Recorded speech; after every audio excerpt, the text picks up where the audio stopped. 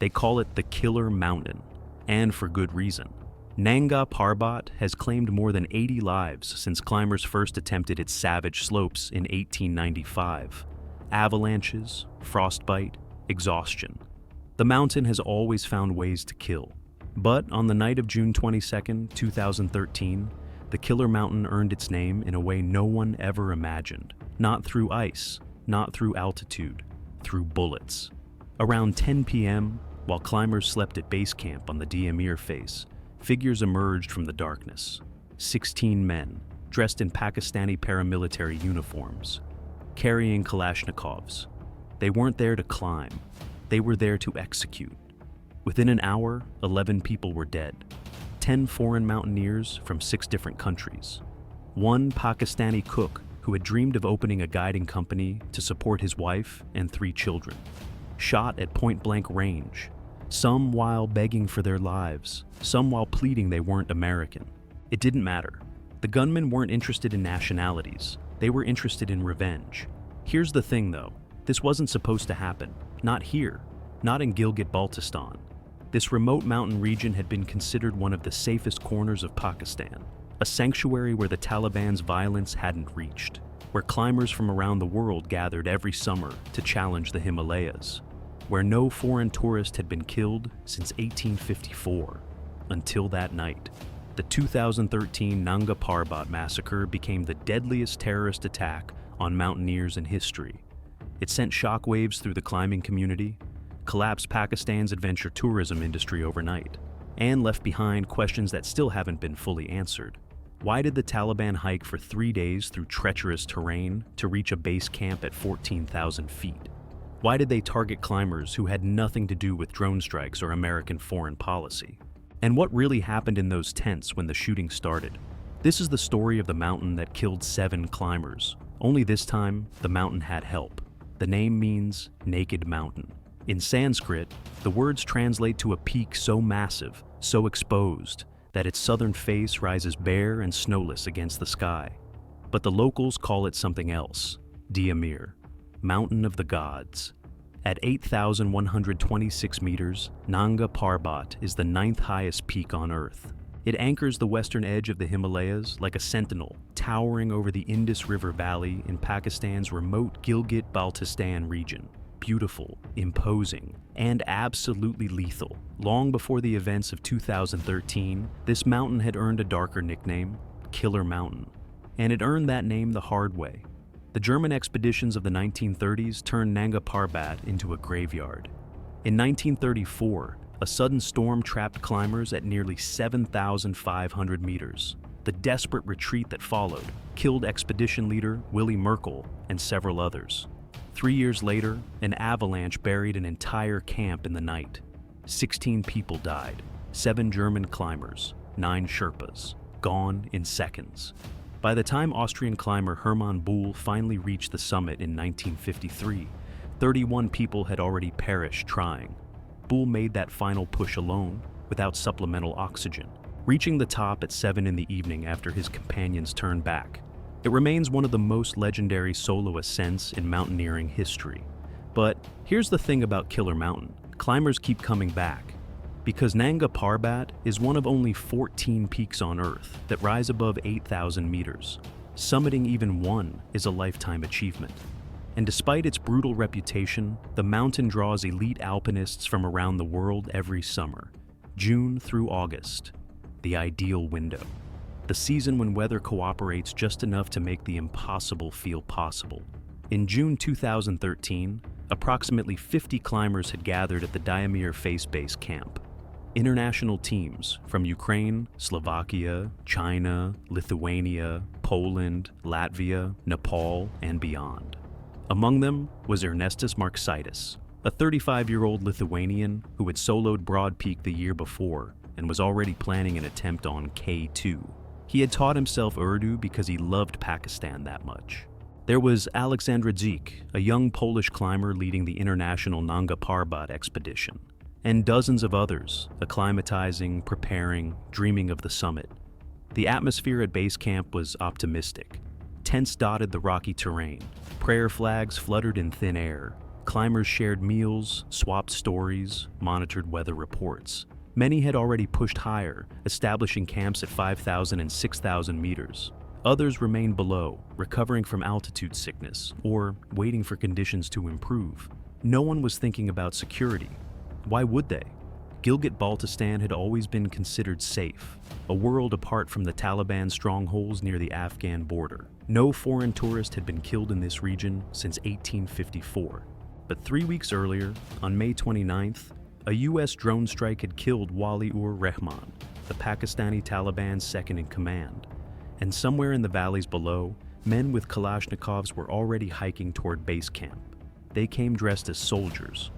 Around 10 o'clock on the night of June 22nd, approximately 16 men emerged from the darkness wearing the uniforms of the Gilgit-Baltistan Scouts, a Pakistani paramilitary force.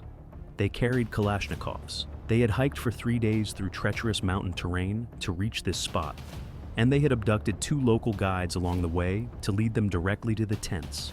The base camp sat at 4,200 meters, accessible only by foot or horseback, remote enough that climbers felt untouchable, safe enough that no one posted guards.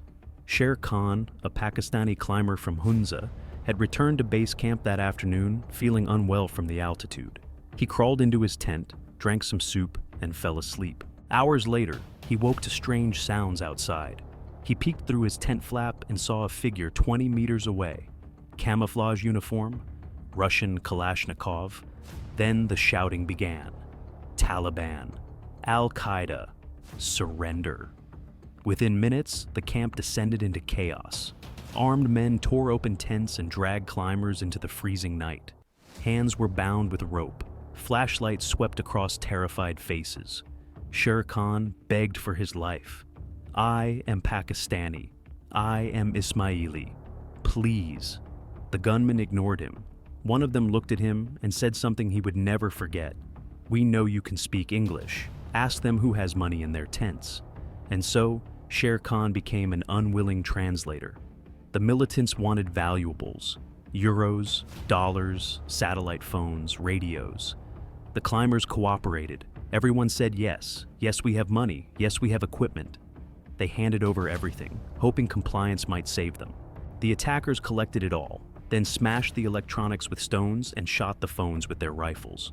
But this was never about robbery. The real target was Honglu Chen, a 50-year-old Chinese-American electrical engineer.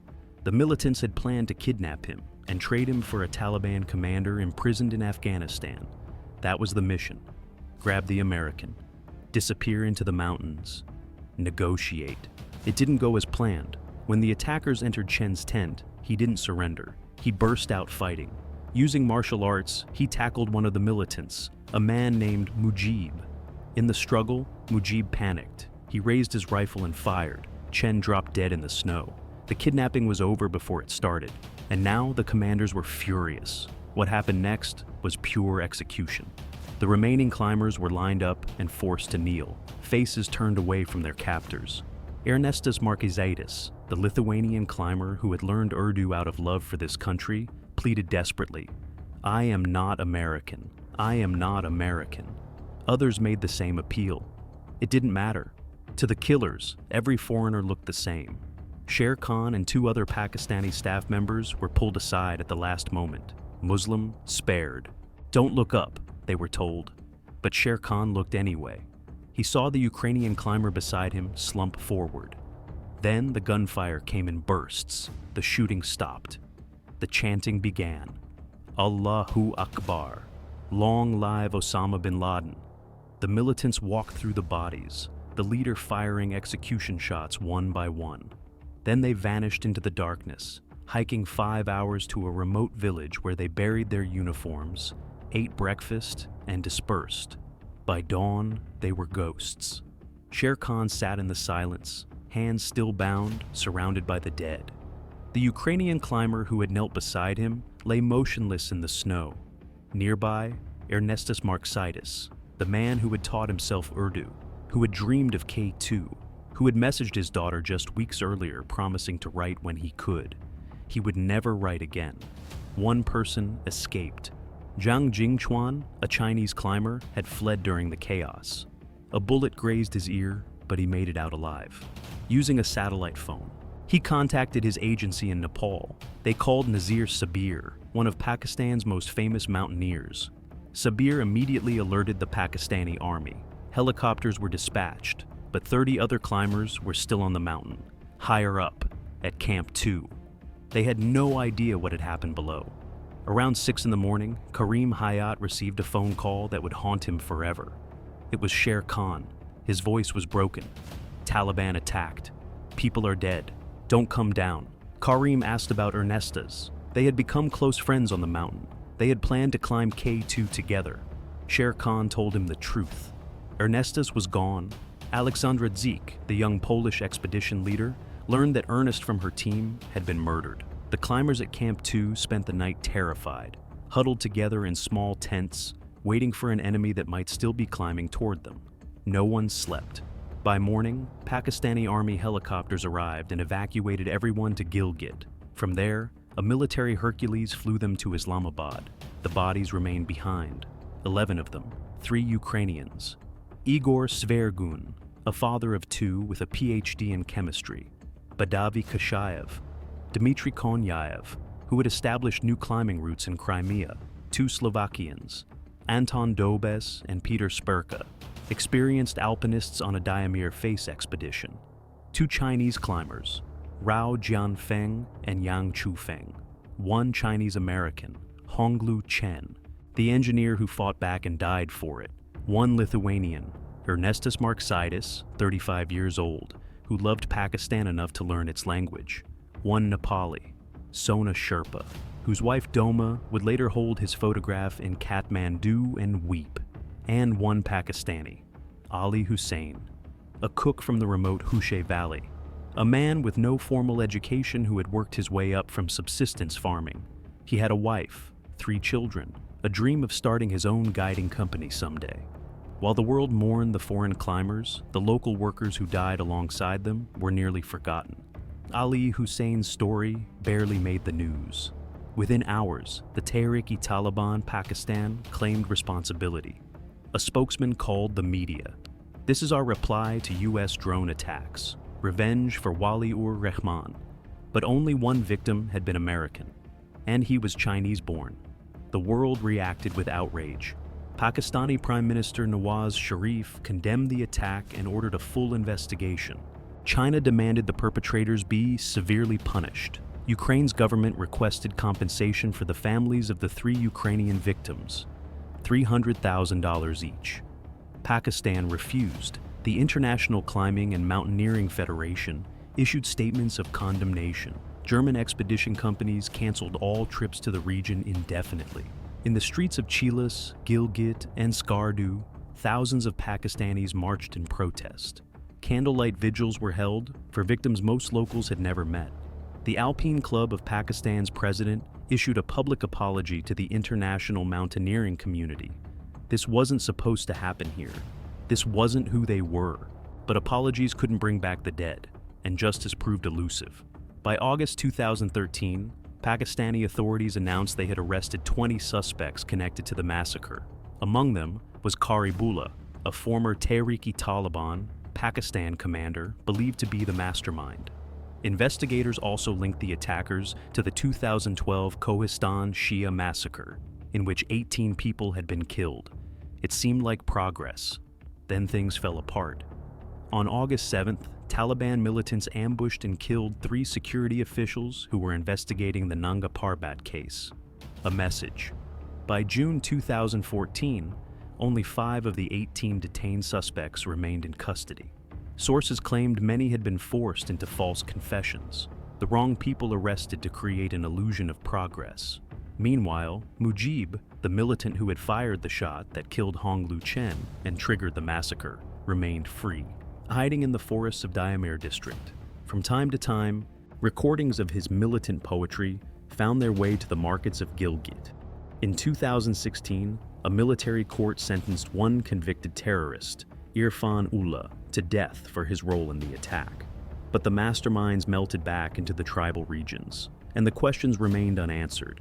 The economic devastation was immediate. Adventure tourism in Gilgit-Baltistan dropped by 30% overnight.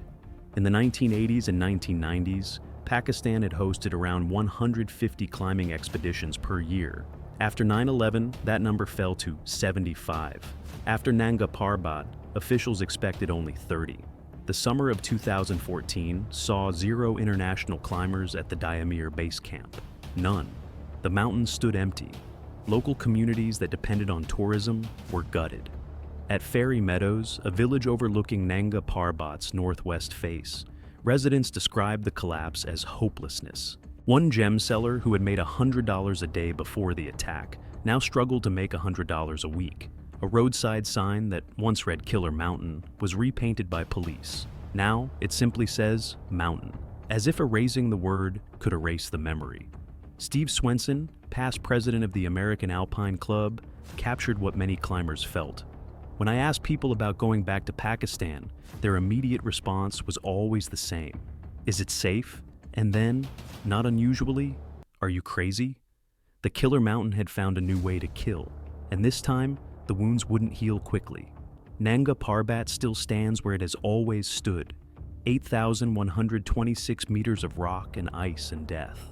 Climbers still come every summer. They still pitch their tents at the Diamir base camp, where 11 people breathed their last. They still study the routes that have claimed so many lives. The mountain doesn't remember what happened here. Mountains never do, but the people remember. Sher Khan still wakes from nightmares. Karim Hayat still climbs, still teaches the next generation, still carries the weight of that phone call when he learned his friend Ernestus was gone. In a small cemetery in Vilnius, Lithuania, Ernestus Marksaitis finally found his peace after a 30-hour drive in a coffin from Kharkov. His climbing partner refused to let him make the journey alone, because climbers always come back from the mountains together. The men who pulled the triggers that night believed they were avenging a Taliban commander killed by a drone half a world away.